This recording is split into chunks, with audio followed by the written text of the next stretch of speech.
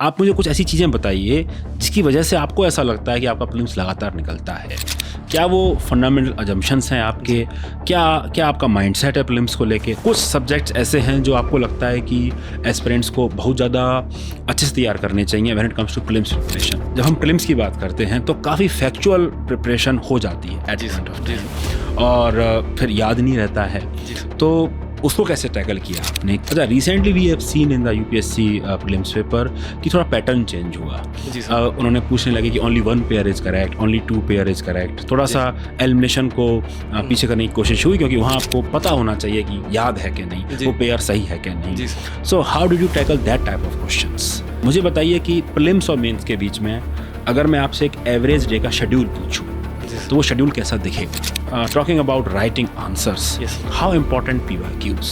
Any other thing that one should keep in mind, especially how many number of mocks one should attend, to what extent mocks help you. After that, what needs to be done, because mocks are not the end. Yes, sir. Then can enable me to get a good score, sir. How did IGP at Vajiram and Ravi help you in this process? Sir, actually...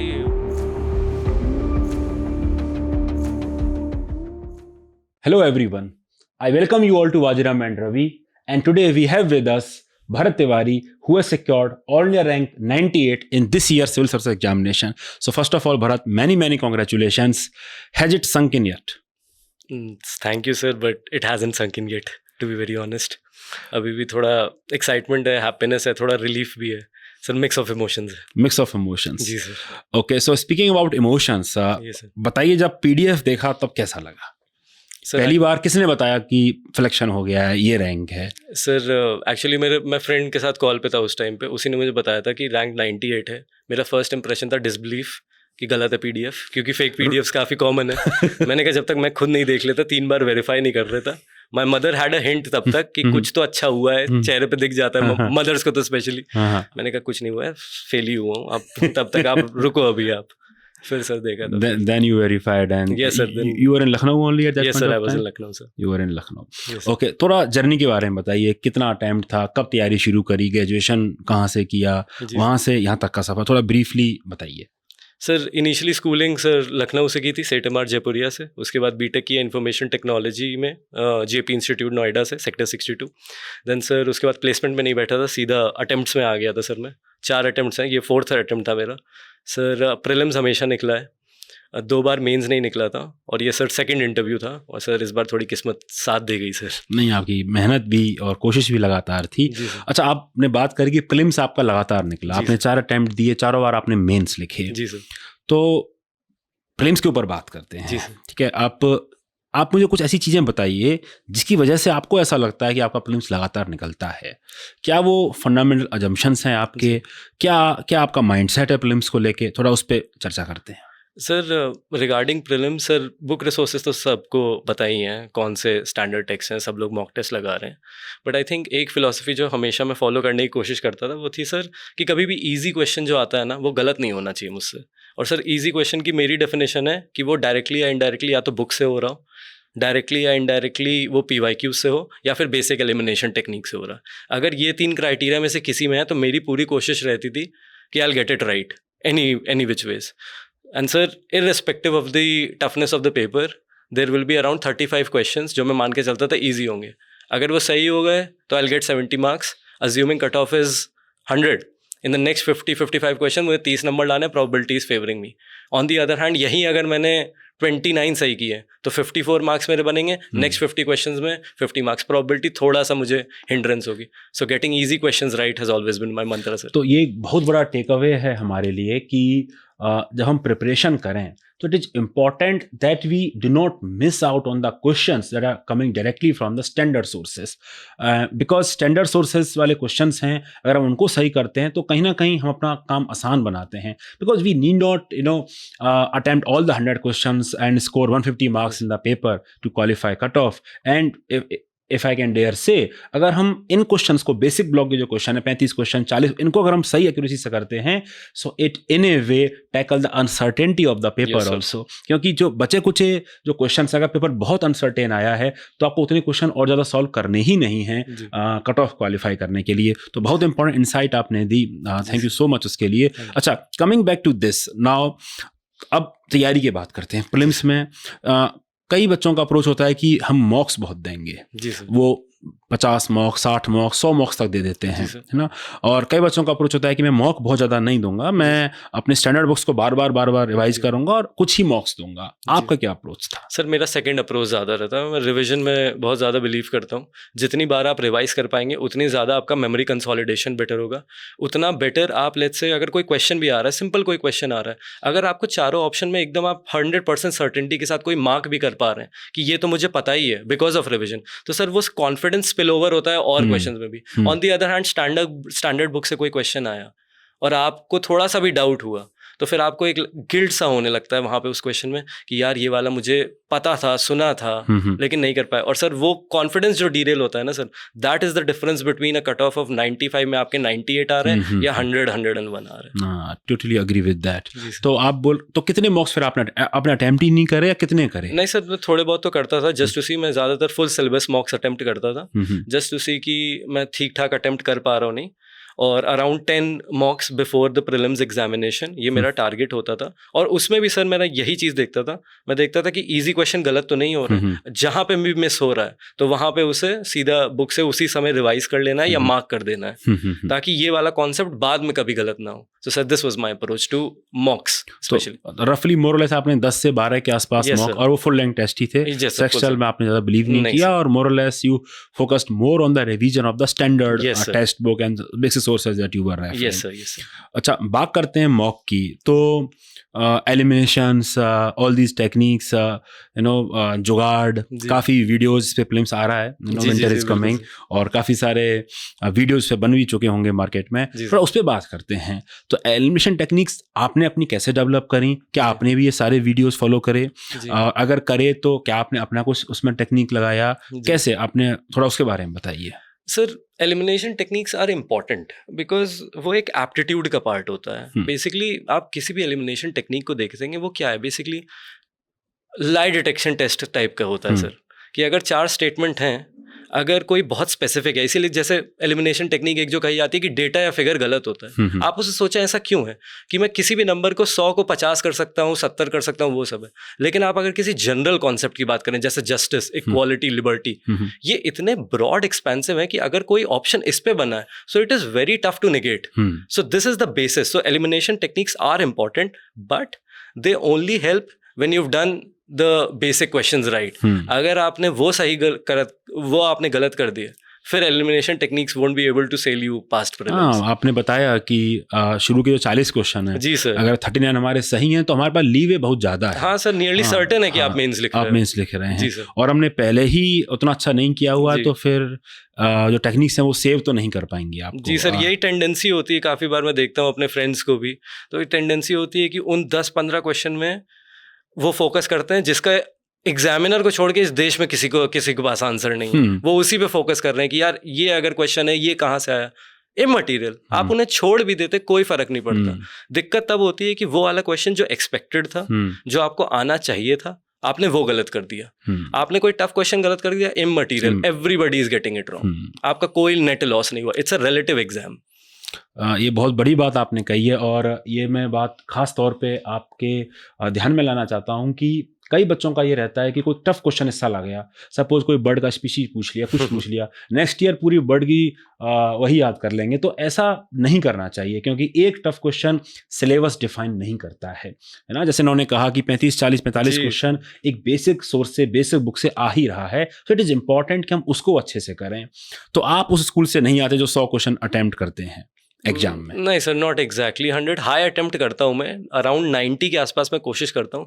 but sir कुछ questions होते हैं छोड़ने के लिए sir, उसमें आप ego पे नहीं लेना चाहिए। नहीं, ईगो पे तो बिल्कुल नहीं लेना चाहिए। ईगो ये करेंगे गलत होगा। फिर जब 0.66 से मार्क्स, जब आपका प्रीलिम्स नहीं होगा तब आपकी ईगो क्रैश हो। उससे पहले आप अभी ईगो अपनी थोड़ी कम कर लीजिए। It is better to control the emotions there only. बिल्कुल सर, ठीक है। बात करते हैं प्रीलिम्स की। तो काफ़ी बार जो बच्चे मिलते हैं प्रीलिम्स देने के बाद वो कहते हैं कि सर क्वेश्चंस तो मेरे काफ़ी सही हो गए, नेगेटिव बहुत ज़्यादा हो गए। जो 0.66 का प्रसाद आपने बोला वो बहुत ज़्यादा उनको मिल जाता है, बहुत कारणों से मिल जाता है। उस पे बच्चे आपके हिसाब से आपने कैसे काम किया, अपनी एक्यूरेसी को हम कैसे बढ़ा सकते हैं जब हम तैयारी कर रहे हैं? Sir in my view, accuracy problem is not an accuracy problem, it is a revision problem. आपको वो लग रहा था, आपका गट फीलिंग कुछ कह रही थी, बट कभी कभार वो नहीं सही होता है बिकॉज आप कंफ्यूज हो जाते हो। वही मैं कह रहा हूँ सर, इनिशियल पॉइंट पे ही सेम बात है कि सर अगर आपने अच्छे से रिवाइज किया है तो आप सर्टेनिटी के साथ मार्क करोगे और आप असेसमेंट भी कर पाते हो अपने प्रीलिम्स परफॉर्मेंस का कि अप्रॉक्सीमेटली मेरे इतने क्वेश्चन सही हो रहे हैं तो मैं कितना कट ऑफ के पास हूँ। अगर आपने बेसिक क्वेश्चन में भी एलिमिनेशन टेक्निक से करा है, so there is always this error, मतलब काफी वो मार्जिन ऑफ एरर रहता है कि यार हो सकता है मुझे सही लग रहा है लेकिन वो गलत हो जाए, और यहीं पे आप जो है आप अपना एस्टिमेशन नहीं कर पाते, और इसी चक्कर में सर आप number of questions to be attempted वो भी गलत कर देते हैं, तो वो भी गलत एस्टिमेट करते हैं। अच्छा, तो जब हम पेपर अटेम्प्ट करने बैठते हैं तो आपको एक नंबर लेके चलते थे कि भाई मुझे इतने क्वेश्चन अटेम्प्ट करने हैं, या वो वहीं पेपर में डिसाइड होता है? सर 85 से तो कम मैंने यूजली कभी भी मॉक टेस्ट में भी या एक्चुअल प्रीलिम्स में भी कम अटेम्प्ट उससे नहीं करें। ऑब्वियसली इट डिपेंड्स, अगर जैसे but I think 85 was a function of your knowledge. Yes sir, yes sir, ऐसा नहीं था कि आपको नहीं आ रहा फिर भी 85 नंबर टच करना है तो करना है। नहीं सर, दैट आपने पढ़ा अच्छा, आपने रिवाइज अच्छा किया, and that is why you were able to cross 85 almost all that. Sir it's an individual number, ऐसा नहीं हो सकता कि मैं 85 कर रहा हूँ या कोई 90 कर रहा है या कोई 100 कर रहा है, तो जरूरी नहीं है कि वो अप्रोच सही है। हो सकता है आपकी एक्यूरेसी और रिवीजन इतना अच्छा हो कि आप 70-75 क्वेश्चंस में भी उतना ही अचीव कर पाते हैं, लेकिन सर दिक्कत यहाँ होती है कि यूपीएससी के क्वेश्चन बहुत थोड़े अनसर्टेन होते हैं, तो आपको, और उसमें कभी कभार ऑप्शंस भी बहुत कंफ्यूजिंग होते हैं, आपका अलग इंटरप्रिटेशन होगा, पूरी दुनिया एक चीज बोल रही है, फाइनल ऑफिशियल आंसर किया तो वो एकदम अलग हो गई। तो उसे फैक्टर इन करके sir it boards well for us कि थोड़ा सा हाई अटेम्प्ट, थोड़ा सा पुश करिए, रिस्क लीजिए लेकिन कैलकुलेटेड। तो एक नंबर आपने कोई डिसाइड नहीं किया, but based on the experience of test that you are taking, आपने किया कि मैं अननेसेसरी रिस्क नहीं लूंगा, एक कैलकुलेटेड रिस्क लूंगा और then I will attempt the prelims. ठीक है। So now speaking about the prelims, कुछ सब्जेक्ट्स ऐसे हैं जो आपको लगता है कि एस्पिरेंट्स को बहुत ज़्यादा अच्छे से तैयार करने चाहिए when it comes to prelims preparation? कुछ प्रायोरिटी एरियाज आप बता सकते हैं? सर मैंने ज़्यादातर देखा है कि एस्पिरेंट्स कुछ ही सब्जेक्ट्स पढ़ के जा रहे होते हैं प्रीलिम्स में और वो एक्सपेक्ट कर रहे हैं कि कट ऑफ निकल जाएगा। जैसे पॉलिटी वो पढ़ लेंगे, इकोनॉमी पढ़ लेंगे, थोड़ा सा मॉडर्न इंडियन हिस्ट्री पढ़ लेंगे, थोड़ी सी ज्योग्राफी पढ़ लेंगे, और ये मेजर थोड़ा, अब तो सर इन्वायरमेंट भी लोग, अवेयरनेस बढ़ गई तो इन्वायरमेंट भी लोग पढ़ लेते हैं।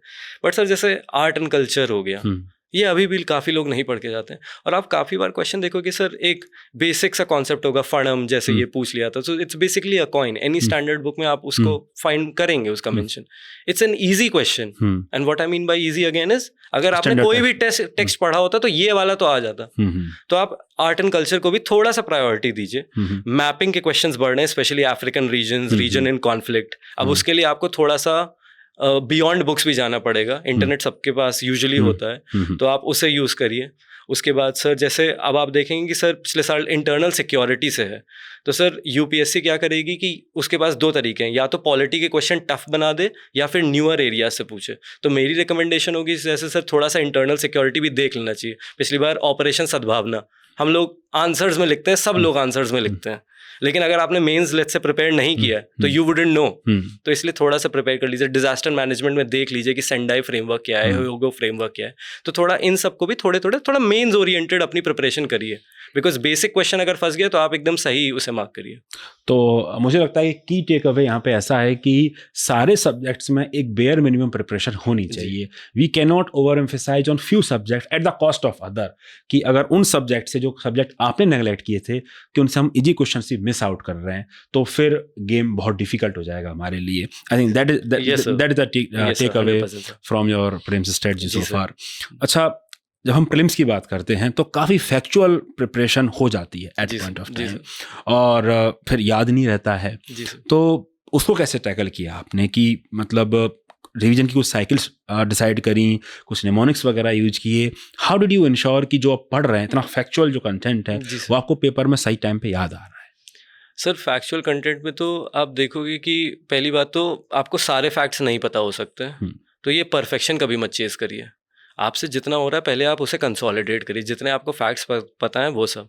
अब आपको हर चीज़ नहीं पता हो सकती तो आप एक रैंडम गेस तब मत लीजिए, आप एक कैलकुलेटेड गेस लीजिए, और वो on the basis of your previous knowledge होगा। तो थोड़ा अपने आपको ट्रस्ट फैक्ट्स में तो एटलीस्ट आपको करना ही पड़ेगा, कि फैक्ट्स आप सब नहीं याद कर पाओगे, तो वो थोड़ा आप देखिए, उसका थोड़ा कैलकुलेटेड गेस लीजिए। और दूसरी बात सर, लर्निंग टेक्निक सबकी डिफरेंट होती हैं। जैसे for instance sir international relations का जब मैं पढ़ता था, अगर जैसे कोई ग्रुपिंग है तो यूजुअली अगर विजुअल में मैंने एक बार भी मार्क कर दी वो वाली कंट्रीज की, ये वाली कंट्री इस ऑर्गेनाइजेशन मतलब इस ऑर्गेनाइजेशन में, so I usually recall better rather than just reading the list, क्योंकि फिर आपकी विजुअल मेमोरी नहीं है। So that worked for me. कुछ लोग निमोनिक्स बहुत अच्छे बनाते हैं, मैं नहीं बना पाता था। अगर वो कर पा रहे हैं तो प्लीज बाय ऑल मींस तो थोड़ा इंडिविजुअलाइज करिए अपनी प्रिपरेशन को, just whatever works for you, so that you can remember. Yes sir, yes sir, certainly. The ultimate goal is that we should remember, and whatever Yes sir, we should certainly. focus on that. Yes sir. अच्छा, recently we have seen in the UPSC prelims paper कि थोड़ा pattern change हुआ। जी sir. उन्होंने पूछने लगे कि only one pair is correct, only two pair is correct। थोड़ा सा एलिमिनेशन को पीछे करने की कोशिश हुई, क्योंकि वहाँ आपको पता होना चाहिए कि याद है कि नहीं, वो पेयर सही है कि नहीं। जी sir. So how did you tackle that type of questions? Sir वो टफ तो है, क्योंकि पहले क्या होता था कि अगर 3 ऑप्शन है, अगर एक कोई ऑप्शन यूजुअली ऐसा होता था जो आपको पता होता था, उससे आप एलिमिनेट कर सकते थे। I think the take away now is कि थोड़ा सा तो मैं भी सर थोड़े से नंबर ऑफ क्वेश्चंस में कम अटेम्प्ट करता हूँ, क्योंकि एक जोन ऑफ वो अब आ गया है, अनप्रिडिक्टेबिलिटी और ज़्यादा, कि हो सकता है ओनली 2, अब वो कौन से 2 हैं, कभी कभार आपका लक अगर अच्छा हुआ तो आप 1-2 मार के आपने सही कर दिया, लेकिन एक्चुअल आंसर जो है 2-3 था। तो ऐसा भी हो सकता है। तो लीजिए आप, मतलब टफ है, बट कुछ क्वेश्चंस तो होंगे ही, सभी के लिए है, सबके लिए। मेरे लिए आज भी अभी आप मुझे प्रीलिम्स का पेपर दे तो I don't think I will be able to do it well, और हो सकता है कोई जो कंटिन्यूस प्रिपरेशन में हो, फर्स्ट अटेम्प्ट में हो, they can do it much better than me. तो वो एक वैसे ही लेके चलना है सर उसे। प्रीलिम्स बहुत बड़ा हमलर है वुड से, जी है ना। आप कितने भी एक्सपीरियंस अटेम्प्ट आपने दे लिए हों, multiple attempts, multiple prelims clear की हों, मुझे ऐसा लगता है कि एट प्रीलिम्स लेवल हर किसी को लगता है कि मतलब हमलर है, बहुत बहुत हम्बलिंग स्टेज, पूरा एग्जाम ही हमलर है सर, पूरा काफी prelims because the odds are very much against you. Yes sir. मतलब इतना लाख बच्चा पेपर दे रहा है और कितना कम बच्चा मेंस, और फिर आंसर की में कितने वेरिएशंस हैं। बिकॉज ऑफ दैट मेंस में हमको उतना पता भी नहीं चलता है, और एकदम ब्लैक एंड व्हाइट में आंसर नहीं होते हैं बहुत ज़्यादा कई बार, लेकिन प्रीलिम्स में तो आपको पता ही है ब्लैक एंड व्हाइट हो ही जाता है, चाहे है भी नहीं। ओके, नाउ एक रिसेंटली यूपीएससी इंट्रोड्यूस किया स्टेटमेंट 1 स्टेटमेंट 2, अजम्पशन सही है कि नहीं, वो जो क्वेश्चन हैं जी बिल्कुल, वो एक नया पैटर्न है। मुझे लगता है कि वो काफी प्रोब करता है बच्चे को, स्पेशली अगर दोनों स्टेटमेंट सत्य हैं तब बताना बहुत डिफिकल्ट हो जाएगा। कॉन्सेप्ट क्लैरिटी बहुत ज़्यादा चाहिए कि 2 जो है वो 1 का एक्सप्लेनेशन है या नहीं है, उस तरह का जो क्वेश्चन है। उनको कैसे आपने कुछ स्पेसिफिक तैयारी करी उनकी? नहीं सर, स्पेसिफिक तैयारी तो नहीं, मेरा बस एक मैं शेयर करना चाहूँगा कि बस आपको ये पूछना है कि अगर दोनों स्टेटमेंट्स आपको पता है कि सही हैं, तो सबसे पहले तो बिकॉज लगाइए।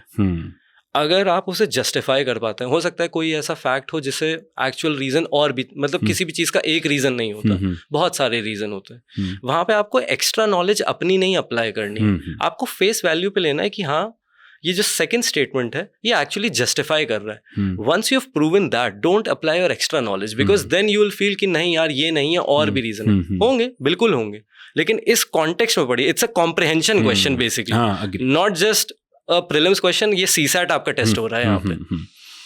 So that is a very important takeaway for this type of question, because this question is bit difficult as compared to other question, because you need not just know that the 2 statements whether they are correct or not. If both of them are correct, then your job become bit more difficult. I would say that you need to explain whether the statement 2 is explanation of statement 1 or not, something like that. Ji sir. Okay, so prelims की हमने काफ़ी बातें कर ली, थोड़ा आगे चलते हैं, mains की बात करते हैं। मुझे बताइए कि प्रीलिम्स और मेंस के बीच में अगर मैं आपसे एक एवरेज डे का शेड्यूल पूछूं तो वो शेड्यूल कैसा दिखेगा? सर ज़्यादा आर बेस तो नहीं होता था, बट मेरे बेंचमार्क्स होते थे कि मतलब नियरली 7 बजे से पहले तो उठ ही जाना है, मतलब दैट्स अ वो सर। उसके बाद यूजुअली मैं कोशिश करता था कि golden hour, that is the first hour after I wake up, थोड़ा सा पढ़ लूँ, क्योंकि it sets the momentum of the day. अगर मैंने वो नहीं किया तो हो सकता है मैं प्रोक्रेस्टिनेट ज़्यादा करने लगूँ। सुबह थॉट में अगर आ गया तो आई विल स्टडी। सर बाकी कोशिश होती थी कि सर पोमोडोरोज में करता था, 1 घंटे किया, फिर 10 मिनट ब्रेक ले लिया, ऐसे 3-4 करके ऐसे मैं थोड़ा प्लान करता था। बाकी सर कोशिश करता था कि जितना बैलेंस हो पाए सर, क्योंकि एथिक्स है, जीएस सब्जेक्ट्स हैं, ऑप्शनल है, ऐसे है, उसके बाद टेस्ट सीरीज भी आपको लिखनी है, तो आप बैलेंस करने की कोशिश करिए। कुछ हाई प्रायोरिटी एरियाज हैं ऐसे, एथिक्स ऑप्शनल, बिकॉज इसमें सर डिफरेंशिएटर क्रिएट इन्हीं सब्जेक्ट से होता है। जीएस आप एक बार पढ़ लोगे, आपने अच्छी आंसर राइटिंग कर ली, जोन ऑफ डिफरेंशिएशन कम है, तो आप थोड़ा ऐसे एथिक्स ऑप्शनल को प्रिपेयर करें, और specially those topics in GS which are not in prelims, जैसे internal security, disaster management, social justice, ये सब पे थोड़ा ज़्यादा फोकस करता था सर मैं। ये ऐसे ही एवरेज डे में अपना प्लान। अगर प्रपोर्शन की बात करें तो कितना टाइम ऑप्शनल, कितना जीएस, कितना आंसर राइटिंग? सर कभी कभार तो ऐसा होता था कि जैसे अगर मैं फ्लो में हूँ, अगर कंसिस्टेंट बना पा रहा हूँ, तो सर ऐसा होता था कि 2-3 दिन लगातार सिर्फ ऑप्शनली पढ़ रहा हूँ, क्योंकि उसमें मैं जोन में हूँ, I am able to interrelate more concepts. क्योंकि सर कोई भी सब्जेक्ट होता है, हाँ we want to interrelate, but sir जैसे मैं एथिक्स पढ़ूँ अगर कभी, तो सर एथिक्स में मल्टीपल टॉपिक्स हैं। Emotional intelligence relates to integrity, because अगर आप अपने इमोशंस नहीं कंट्रोल कर लेते, how can you even think of being a person with integrity. तो सर ये यहाँ पे लिंक है। अब ये आइडेंटिफाई करने के लिए कभी कभार वो सब, बाकी सर कोशिश तो यही रहती थी कि ज़्यादातर टाइम ऐसे एथिक्स ऑप्शनल को दूं, उसी में आंसर राइटिंग इंप्रूव करूँ, 60-70% टाइम इसको दूं, और जीएस को थोड़ा कम टाइम दूं, लेकिन इग्नोर किसी को नहीं करना बिल्कुल भी, चाहे वो वर्ल्ड हिस्ट्री क्यों ना हो। कितना आंसर राइटिंग प्रपोर्शन में आपने किया होगा इन 3 महीनों में? कितने टेस्ट लगभग लेके कुछ बेंचमार्क आप दे सकते हैं, क्योंकि राइटिंग बहुत इंपॉर्टेंट हो जाती है मेंस की प्रिपरेशन? जी सर डेली आंसर राइटिंग थोड़ी बहुत तो करनी चाहिए, और not just answer writing, brainstorming करनी चाहिए, बिकॉज आजकल जो सर क्वेश्चंस आ रहे हैं they are not very direct. आप सोच के जा रहे हो कि इस टॉपिक में पंचायती राज में मैं ये सब मेंशन करूंगा, और वो काफ़ी बार जो है क्वेश्चन में पहले ही लिखा होता है, तो जो आपका आंसर था वो आपका क्वेश्चन है, तो 3-4 लाइन का होगा। तो इसीलिए हमेशा कोशिश करिए कि थोड़ा अच्छे से उसे करिए कि आंसर राइटिंग इतनी हो जाए कि आपकी स्पीड मेंटेन हो जाए, आपको demand of the question hit करना आ जाए, और आप जो है इंटर रिलेट कर पाओ, और थोड़ा सा उसे ब्रेनस्टॉर्म जरूर करिए, अपने आंसर को सेल्फ इवैल्यूएट जरूर करिए। इवैल्यूएशन दूसरे का is important, but self evaluation आप करोगे तब I think that is actually going to help you a great deal. So self-evaluation will actually allow you to learn from your own mistakes, because that's what I say very often, that the difference between an aspirant and someone who has become a topper now is the simple fact that he has improved on his mistakes. So mistakes is what separate you from becoming topper, and for that we must analyze our own answers. Now talking about writing answers, Yes, sir. how important PYQs? Sir extremely crucial, मतलब understatement होगा। हम लोग क्या करते हैं अब जो है ज़्यादा अवेयरनेस है कि प्रीलिम्स PYQs पे फोकस करो, but I think mains PYQs are equally important. Not just कि क्वेश्चन रिपीट होगा, वो कभी नहीं होगा, बट थीम ज़रूर रिपीट होंगे। पंचायती राज जैसा टॉपिक जो GS2 में 1-2 साल में आएगा, इस साल सिटीजन चार्टर आया, हो सकता है अगले साल ना आए लेकिन उसके बाद आ जाए। NGO SHG होगा, similar with GS3। Internal security में जो पॉइंटर्स हैं उसी से क्वेश्चन आएंगे। तो आप अगर एक बार इनसे 2-3 आंसर भी इस टॉपिक पे आपने लिख लिए, बॉर्डर मैनेजमेंट पे, तो जब आप 4th और 5th आंसर लिखेंगे एक सर्टेन डिग्री ऑफ ईज होगी, उससे not only will your content improve, आपकी the speed of writing will also improve, which will help you in the tougher questions. So sir this is very crucial. तो mains में 20 questions जो आप solve कर रहे हैं, सो अगर आपको 7 से 8 या 9 क्वेश्चन ही मिल जाते हैं जिनको आपने पहले ही लिख रखा है, I think it will help you great deal in completing the paper also, and it will give you bit more time in bit more difficult question where you can generate more depth and dimension while writing answers to these questions. Now speaking to, let's speak about the third stage now, interview. So जब हम personality test की तैयारी करते हैं, lot many people think that it's a test of knowledge, although it has been already tested in the mains phase, but still the orientation is that only. So how did you come out from that mindset that now it is something else that I need to prepare, and what was your mindset like when you prepared for your personality test? ये sir इसमें 2-3 चीज़ें sir crucial हैं। सबसे पहले तो ऐसा नहीं है कि नॉलेज इज़ नॉट रिक्वायर्ड। आप कहते हैं पर्सनैलिटी टेस्ट है, वेरी ट्रू, पर्सनालिटी टेस्ट है, बट सर पर्सनालिटी शोकेस आप तब करोगे जब आपके पास कंटेंट होगा। सो ऐसे भी नहीं कहना कि सिर्फ कंटेंट का है, लेकिन ऐसे भी नहीं है कि सिर्फ पर्सनालिटी का है। तो आपको कंटेंट अच्छा चाहिए। डिफरेंस सर इसमें मेरे हिसाब से ये आ जाता है कि जहाँ पे मेंस में आपको एक टॉपिक पे 7-8 पॉइंट आप लिखोगे सब पार्ट में, यहाँ पे आपको 1 और 2 लाइंस में बोलनी है वो बात, और आपको सबसे क्रूशियल जो इशू है वो हाईलाइट करना है। सो वहाँ पे it is a test of knowledge, here it is a test of understanding, how well you are able to articulate your point. ये सबसे इंपॉर्टेंट है। ये हो गया sir current affairs. If I can just say that what you write in the conclusion there, yes, sir, whereas that will be your first line of that answer. is your first line, sir, and then you substantiate with your points of yes, the वो दो all together reverse actually. हाँ sir, थोड़ा reverse हो जाता है। ये orientation बहुत ज़रूरी है, क्योंकि पर्सनैलिटी टेस्ट है, आपको असेसमेंट होना चाहिए। इसीलिए सर डैफ इंपॉर्टेंट होता है, because you are a sum of everything that has happened to you till now, and +1 थोड़ा सा आपका इंडिविजुअल एलिमेंट। तो सर डैफ इंपॉर्टेंट है, उसे अच्छे से प्रिपेयर करना चाहिए। प्लस सर करंट अफेयर्स का तो वही है, सबसे पहली लाइन। आपकी लाइफ का कोई इवेंट, आपने कहा कि you are sum of what has happened to you +1, आपकी लाइफ का कोई इवेंट जिसने आपको बहुत इंस्पायर किया हो कि नहीं मुझे सिविल सर्वेंट बनना है, या कैसे भी कुछ मोमेंट्स आपकी लाइफ से? सर आई थिंक मेरे फादर जुडिशल सर्विस में थे, वो मेरे रोल मॉडल रहे हैं हमेशा से। We talk about the big words of integrity, honesty, and we talk about the big figures, and rightly so they are right. But sir I could see integrity in the way my father behaved.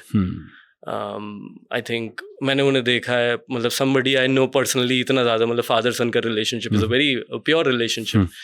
So sir उन्होंने मुझे motivate किया था हमेशा से, civil services के बारे में बताया था। I lost him in 2018, so that was a pivotal moment. I promised him that I will crack this examination, and I think it is because of his blessings that I'm here more than... I'm very, very sure wherever he will be very, very proud of you. Yes, sir. For what you have achieved, and his lessons will always guide you. Yes, sir.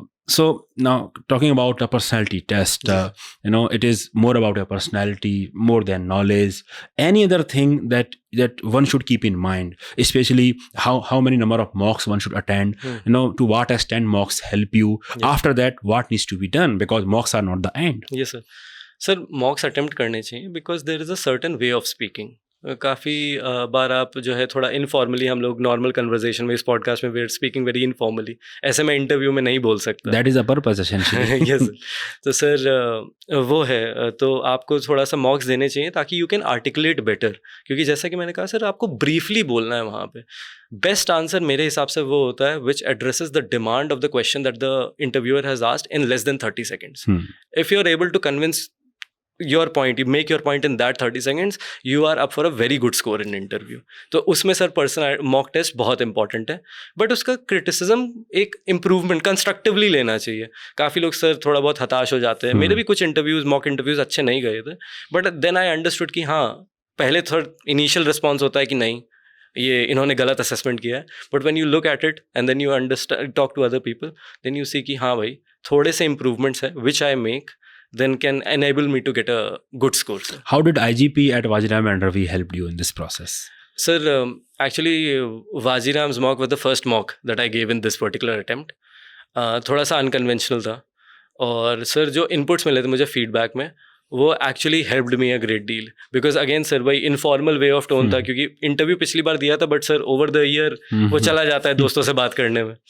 तो sir वो पहला interview जब मैंने दिया तब I understood कि थोड़ा सा और डिमीनर, थोड़ा और कामर करके, क्वेश्चन को और अच्छे सुन के, थोड़ा डायरेक्ट अगर आंसर दिया जाए, so that is a much better answer rather than beating around the Bush, sir.